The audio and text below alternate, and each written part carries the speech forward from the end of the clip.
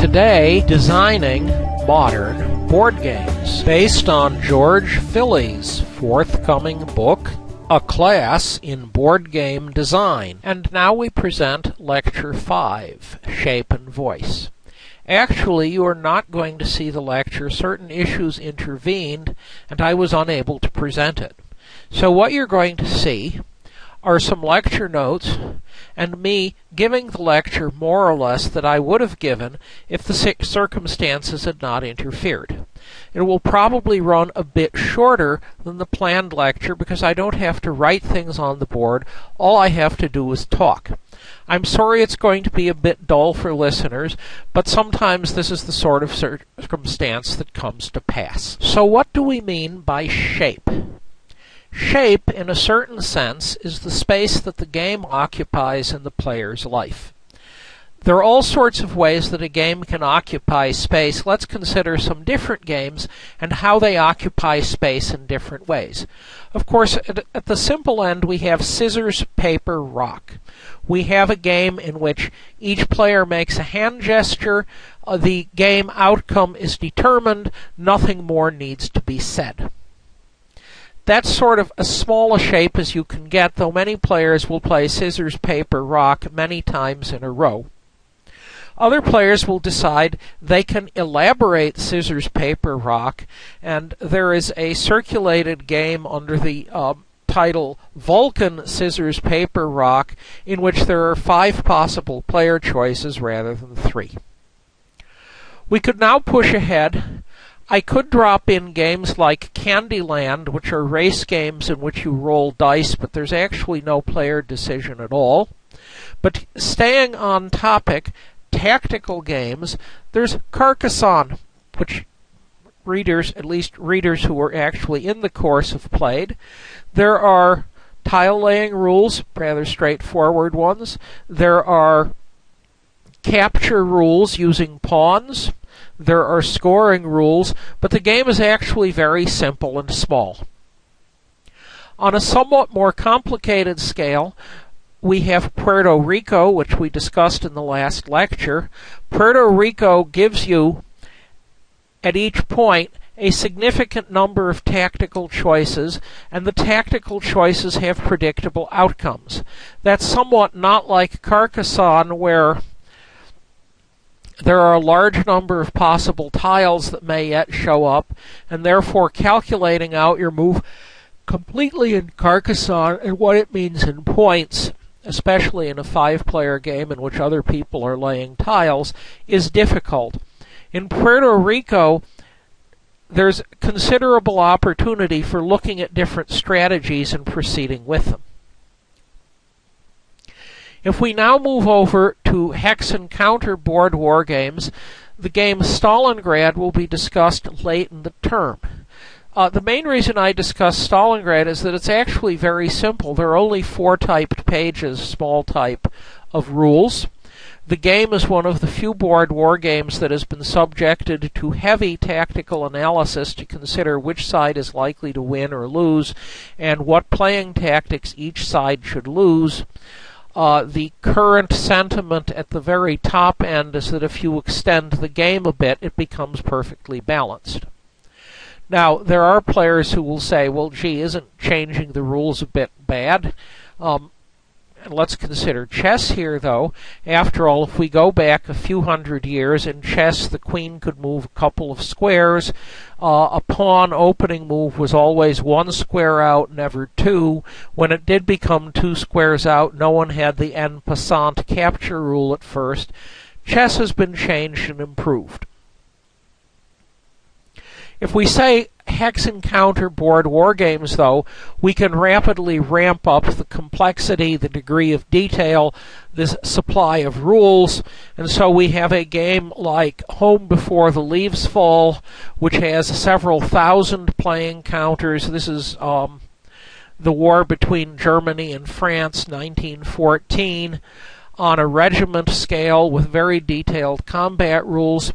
You could also say, oh, we have Campaign for North Africa. A Campaign for North Africa is sufficiently complex that a reasonable group of players on each side to play the full campaign is about 5. It's nice to have an accountant or 2 on each side to handle all of the detailed supplies being shipped to every unit, and the shipment methods, which have to also be accounted for. Figure a couple 100 or a couple hundred playing hours per player to complete the campaign. In a slightly different direction, small game, very complicated rules. A classic example is Advanced Squad Leader. In Advanced Squad Leader, well, you start out, and the basic rules have 140 pages of small type rules. But then there are all of the supplements, the rules improvement. It's a very complicated game. It's a game where many players take the attitude they don't know the rules, but they know roughly where to look them up. This is a fine attitude until you hit a team in which the attitude is, I'll tell you which page it is so you don't have to go to the index to find it. We may also advance to Dungeons and Dragons as created by my 2 friends, the late Gary Gygax and the late Dave Arneson, and various of their colleagues, and improved by many others since, or at least changed by many others since. The original game came in a small box.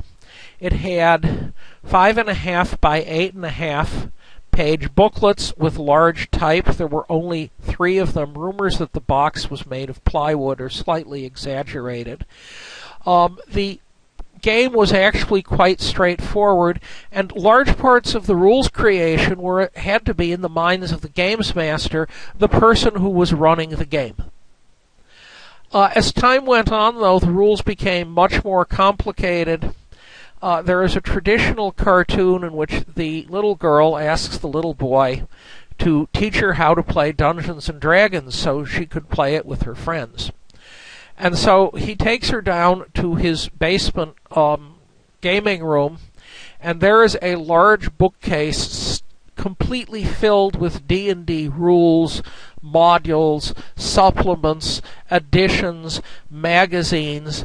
And there is some comment, well, maybe you only need to look at these, and it's half of a shelf full.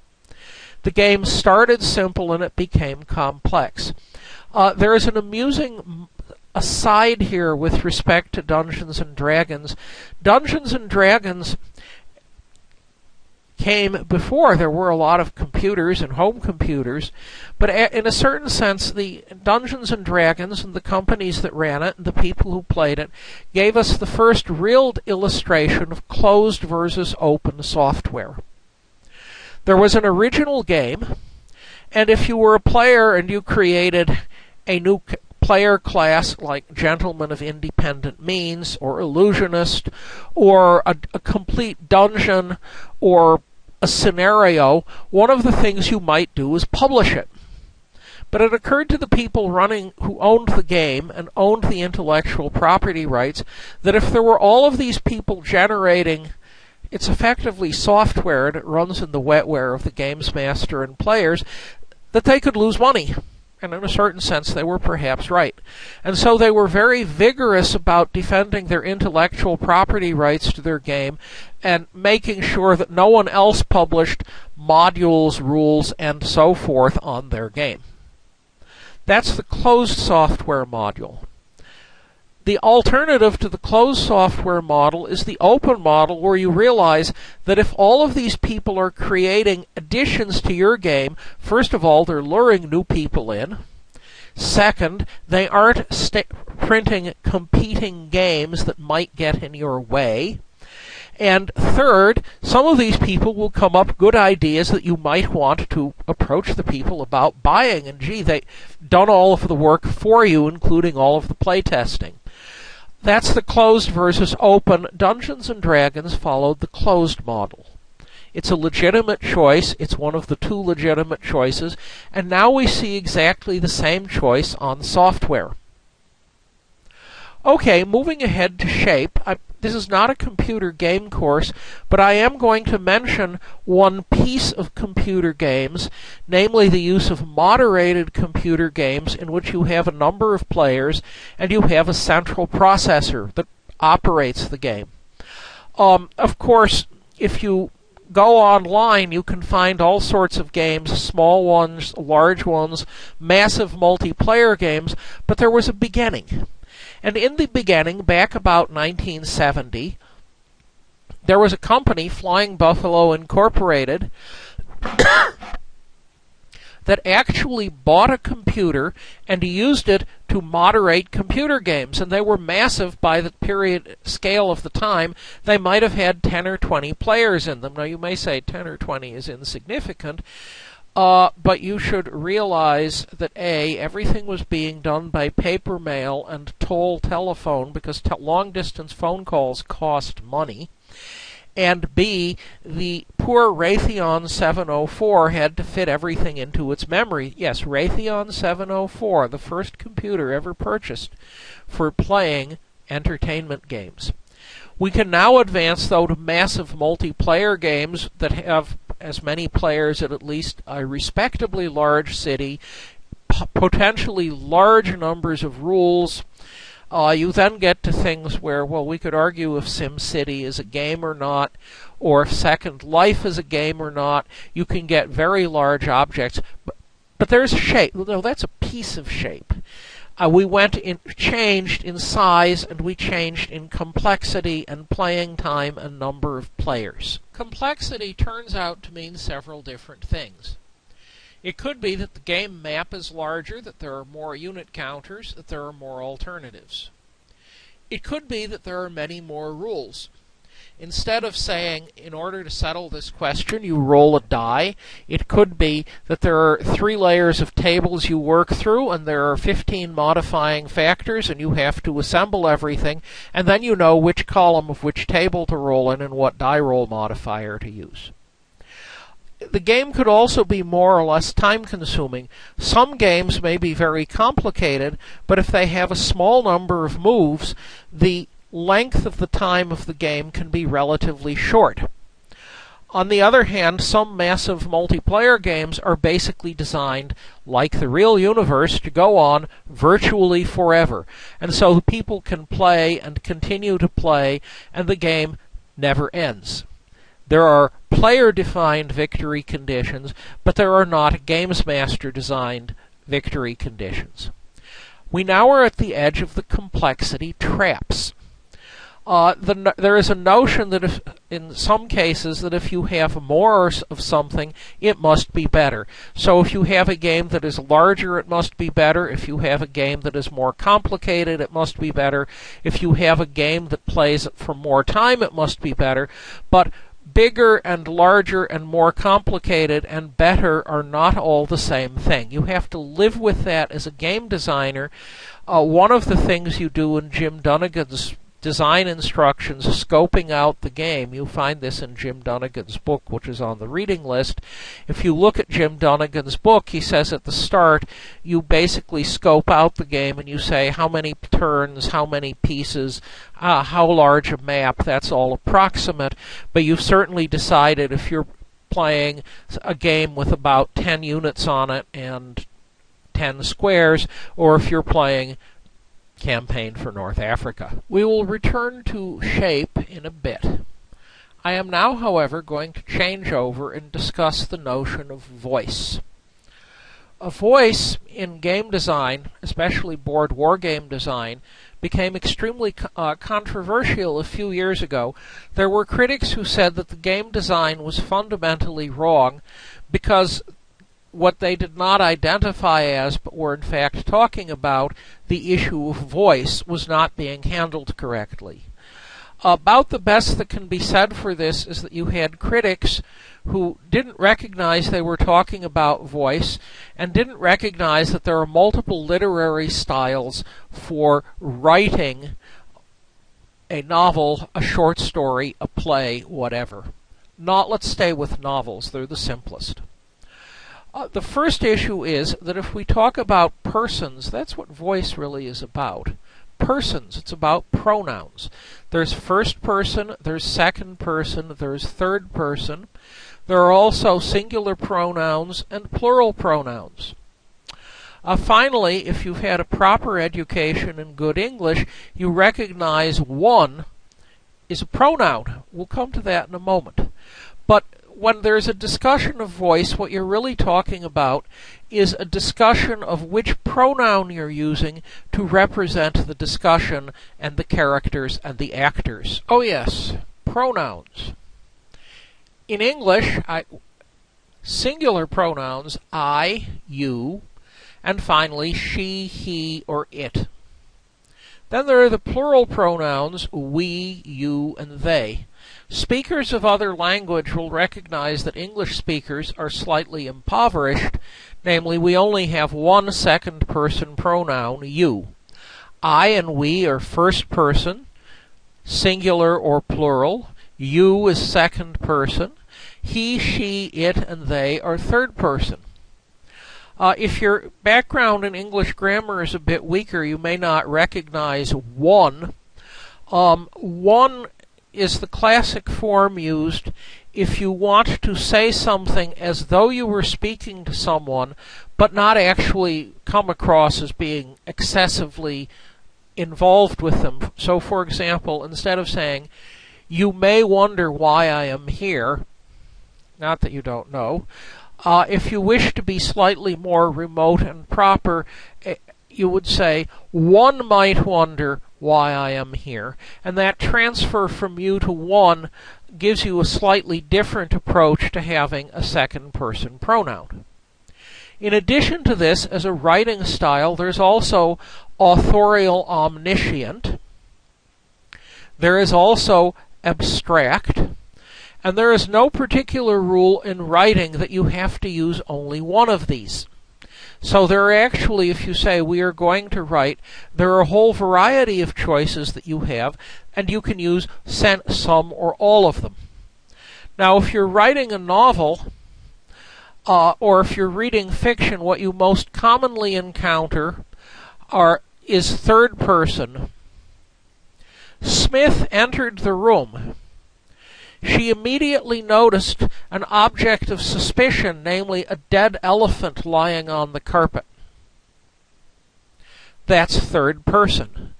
The author is talking about someone else, Smith. When there is a pronoun needed to refer to Smith, the pronoun matching the gender is she. That's traditional third person. On the other hand, you can also write in first person. I entered the room. I immediately noticed something of a slightly suspicious nature, namely a dead elephant that had not been there a few minutes ago. Now, the point of first person as opposed to third person is that it is much more immediate, it is much more attention-getting, it is much more driving the interest in the reader in that one person who is saying I. There is, however, a corresponding complication, namely that if you want to introduce description, you're kind of stuck. The character actually has to be seeing it so that you can say, I saw, and now we can describe a dead elephant in great detail. Can first person work? Well, yes, there is this series of novels, The Hunger Games, and if you have read them, you will notice, they're somewhat popular, that The Hunger Games are written in first person, at least in fair part. Third person is considerably simpler if you are writing a novel in which there's a great deal of descriptive material needed. If you are writing classic 19th century geographic fiction in which the issue is not the characters or the plot, the issue is you're going to describe to the reader what the Grand Canyon looks like, since they will surely never in their lifetime get there. In fact, they will never get west of the Hudson River if they start in Massachusetts. There's a choice. The third choice is second person. Second person can be quite challenging to write in. It is somewhat overbearing because basically the author is spending his entire book reaching out across the fourth wall, telling you what is happening as if it was happening to you as opposed to someone else. This is the sort of literary style that you see in modern literary novels, something like Bright Lights, Big City by McInerney, which is certainly a first-rate novel of its type. The fact that you write in second person means that you have all sorts of very tight constraints in how you can write. It can work. The plural, well, I sort of gave the example last time. Your party opens the doorway to the peasant's hut. You all see a 40-foot wide marble staircase leading up, even though there is no evidence of the staircase outside the hut. There is plural. One may, however, consider other choices. One choice is authorial omniscient. In authorial omniscient, the author reaches outside what the characters would know to tell the reader things. There are several different ways of doing this. If you read the science fiction novels of David Weber, which are enormously heavily read, you see first-rate examples of authorial omniscient where the author will simply go on for several pages on the armament of a Royal Manticorian Navy Star Super Dreadnought, and the differences in the weapons and all of the other bits and pieces. The point of the weapons descriptions is to bring the reader, who finds this fascinating, up to date. Readers who are not interested in info dumps, that's the other word, information dump, info dump for short, are less enthused. But authorial omniscient is an alternative. Most of you encountered authorial omniscient at a far earlier stage. It was much more common in Victorian times as witness. It was a dark and stormy night. The rain fell in torrents except at occasional intervals when it was checked by a violent gust of wind which swept up the streets. For it is in London that our scene lies, rattling along the rooftops and fiercely agitating the scanty flame of the lamps that struggled against the darkness. Now, most of that is simple descriptive, but the parenthetical, for it is in London that our scene lies, is authorial omniscient. The author is telling you something that you would not necessarily have known from the description, as opposed to the shadow of the World Trade Towers fell darkly upon the street corner, which tells you that you were in the city of New York prior to the year 2001. G. Oh, that's a legitimate quote. That is from the greatest of all Victorian novelists, recognized as such by all of his colleagues and friends and critics, Sir Edward George Bulwer-Lytton. The novel is Paul Clifford. It was written in 1830. Bulwer-Lytton wrote all sorts of these things, including, The Last Days of Pompeii in some sense. He wrote one very good and thoughtful science fiction novel, including such innovations as what we would now call radio-controlled indirect fire artillery, which is pretty good when people didn't know about Hertzian waves. So, in any event, that's authorial omniscient. Finally, we have the abstract style in which you can't really tell. I'll give an example of that. It's more a game style than a writing style, but we'll get to that in a few moments. I would be remiss not to mention tense, past, present, future. Tense is more an issue in literary events, though in game events, though if you were writing a text-driven adventure, you certainly have this alternative and can find examples of it.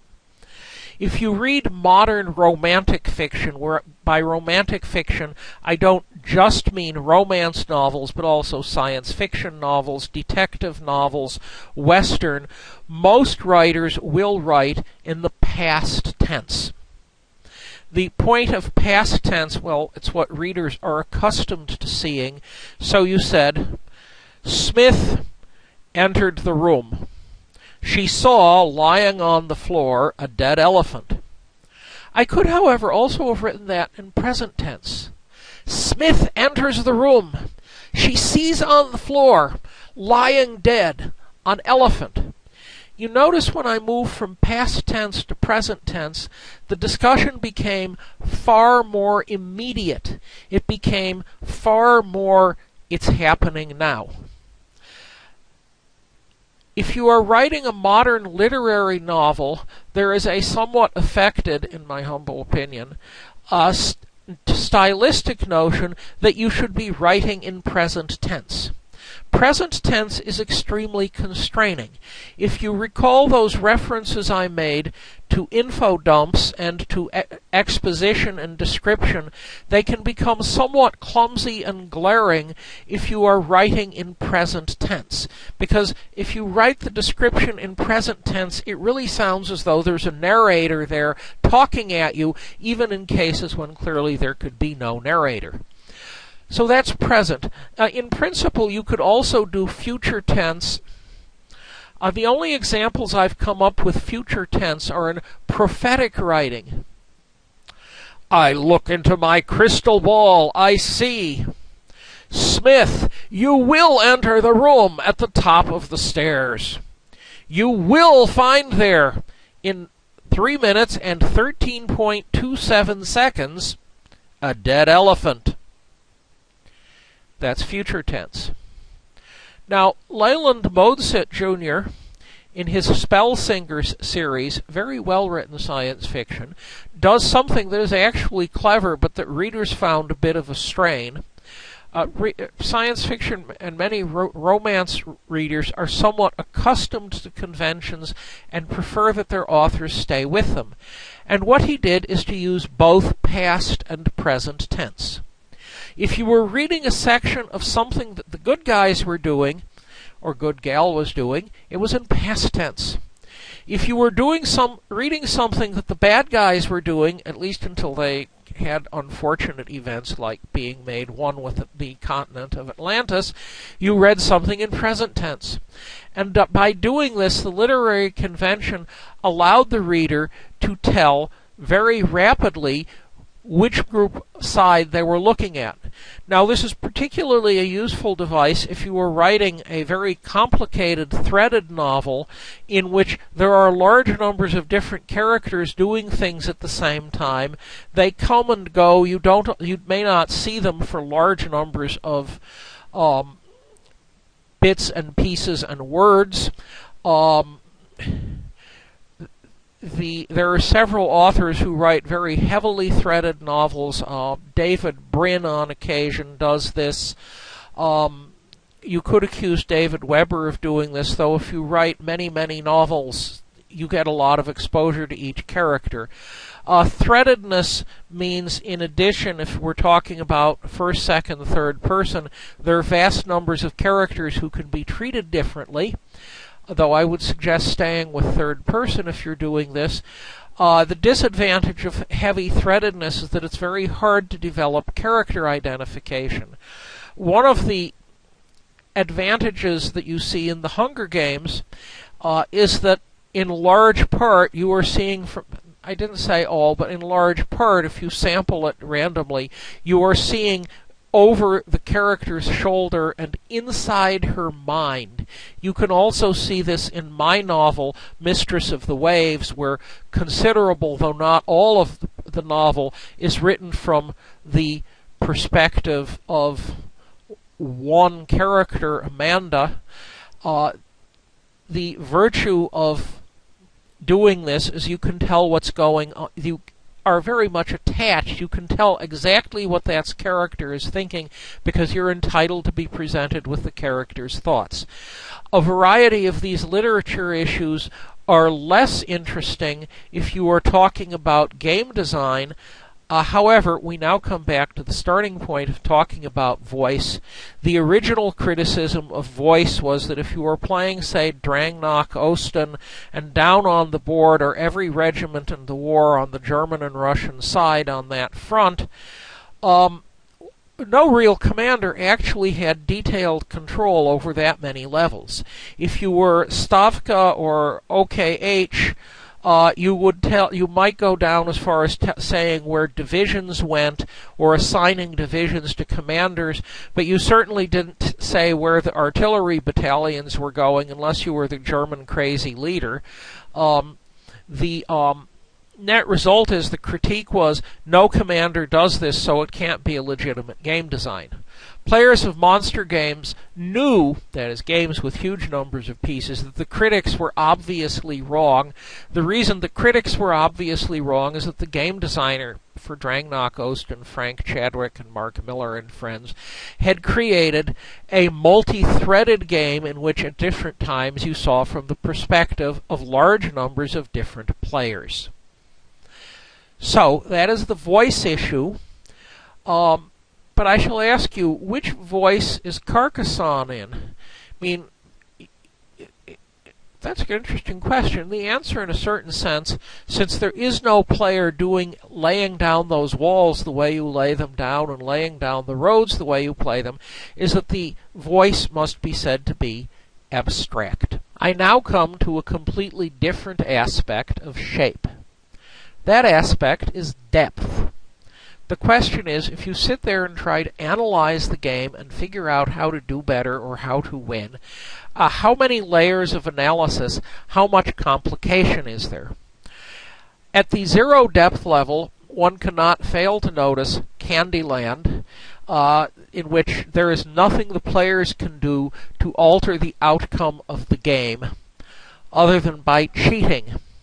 And if you are the parent and there is the very small child, and the parent is having excessively good luck with the dice, one of the choices is, of course, to be slightly bad at your counting and not take all of your spaces. However, there are also deeper games. Brent Worrell, who designed Duel of Ages, that's in the Contemporary Perspectives book, remarks that he wanted to have a game in which analysis played a role, but in which even a bad player knew that he had some chance of winning if he got lucky. And this meant that the limit of analysis was that it would give you, say, an 80-20 chance of winning, but not better than that. However, there are also games that have been analyzed very systematically. I mentioned chess and Go as the traditional standards.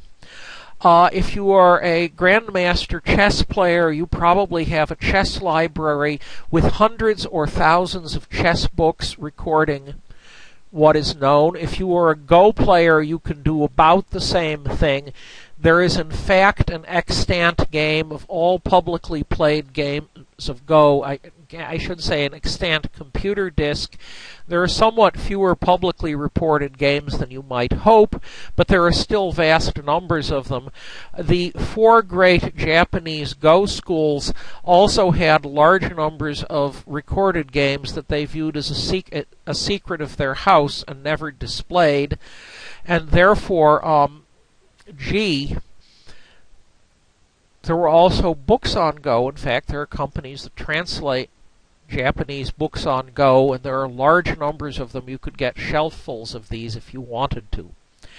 If you push ahead to board hex encounter war games, the only game I know of that has had books of strategy and strategic analysis published on it is Stalingrad. Those books are my work, and the point was to demonstrate to game designers an important theme.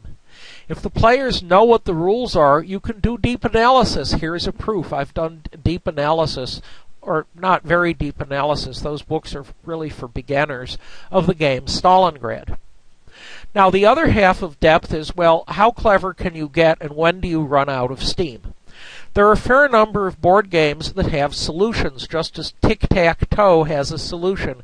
If you are playing tic-tac-toe and you have the first move, you play in the center.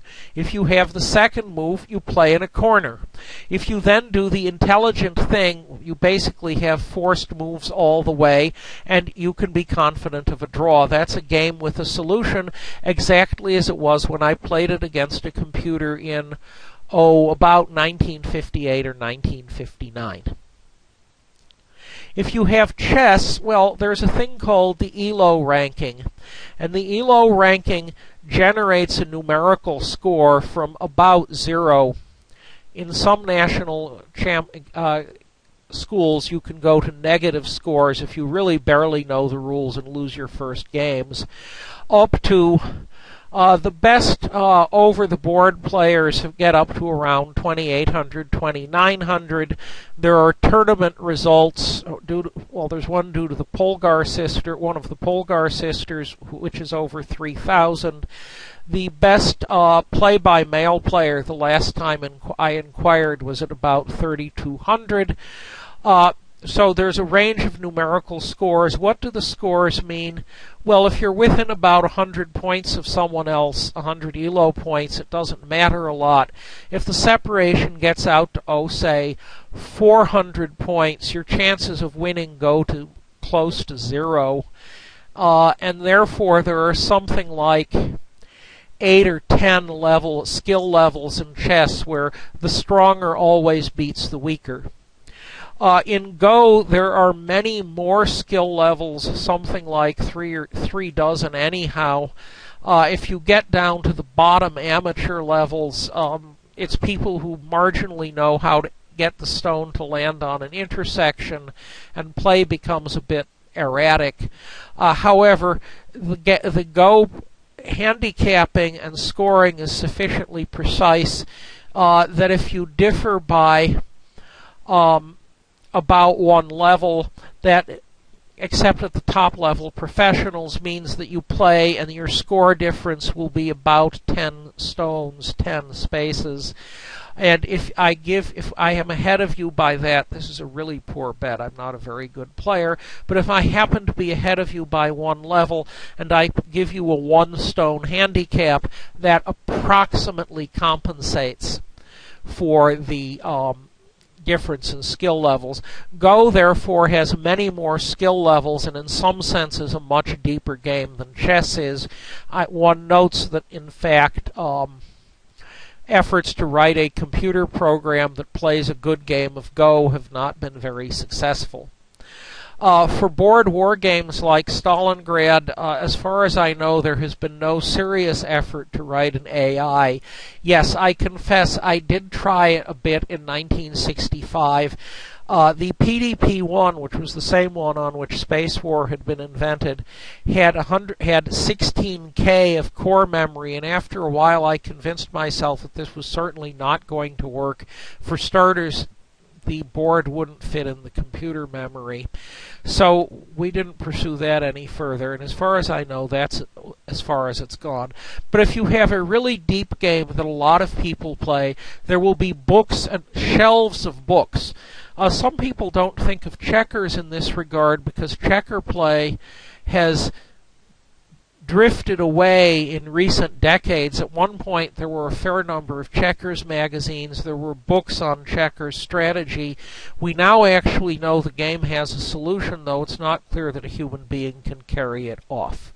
So in any event, there is an aspect of shape that is completely different from how big the game is and how complicated the rules are. Shape is more or less important in different types of strategy games. Eurogames are essentially defined by their shape. The designers of Eurogames had certain specific design objectives for the games that were going to be successful and popular, and by meeting these objectives, they were able to produce games of a fairly uniform class with certain common features. The reason those features are there has to do with the objectives of the design. The first issue was that in many Western European households, especially Germans, gameplay, playing of strategic games, was viewed as being an important part of child raising, both because it integrated the family and, more important, because it forced the children to think. So the circumstance was the children came home, they did their homework as opposed to the American, the parents did the homework for a couple of hours, and it was then there would be an opportunity before bedtime for gameplay. Well, if there was an opportunity for gameplay, given that the game probably could not be left set up, given European house design. The solution was that you needed a game that would finish in an hour or two. You needed a game that would work with 3, that's parents and child, up to about a half dozen, that's 2 or 3 children and maybe a grandparent or 2, 3 or 6 players. The game had to be fairly straightforward to learn, simple rules, because the grandparents who hadn't grown up on these things had to pick up the rules. The game was supposed to provoke deep thoughts and strategic analysis, because that was much of the point of the game. The game was supposed to not have too much dead time. That meant you couldn't have games that had analysis paralysis. If I tell you there are 10 cards, choose 3 of them in order, and that will be what happens on your play. There are 720 alternatives you have to analyze. That's not good. Analyzing 720 alternatives, even if you're pretty good at pruning, can take a piece. So you want a game with a fairly simple but deep decision tree. You also want to have everyone involved in the game for the whole game, because if someone is losing, you don't want them to feel that they're just suffering through playing to keep other people happy. So that means you don't want the slippery slope. You don't want the situation where it is very easy for someone to get ahead a tiny bit, and once they're ahead a tiny bit, it's really hard to do something about it. A good example of a game with a slippery slope is the original Avalon Hill Civilization. The Sid Meier computer and game version are different somewhat.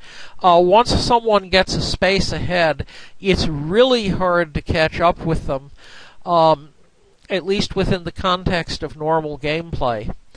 You also don't want to be in the position of a kingmaker where the losing player gets to decide which of the winners wins. Coalition victories are good to an extent, but kingmaker tends to lead to unsatisfactory gameplay. You also want limited dead time. The reason you want limited dead time is that if there's too much dead time, it just gets boring. Those of you who are looking at the alternative rules for Puerto Rico may consider that one of the advantages of each player gets a roll and then everyone does the roll is that the player actions are very straightforward, and if I have chosen captain, each of you know what the role is going to be, and especially those of you further around the table from me can decide what you're going to be doing. That's a way of reducing dead time. Finally, the game could not have a military aspect. That has relaxed recently with games like Memoir 44. However, when this got started, you were in Europe, you were in a part of the world which during World War II, which certainly the grandparents and potentially the parents remembered, an area where most of the cities were smashed to the ground, vast numbers of people were killed. If you were in the Netherlands, well, most of the country during the hunger winter was isolated and reduced to a 600-calorie-a-day diet for 6 months, which killed vast numbers of people.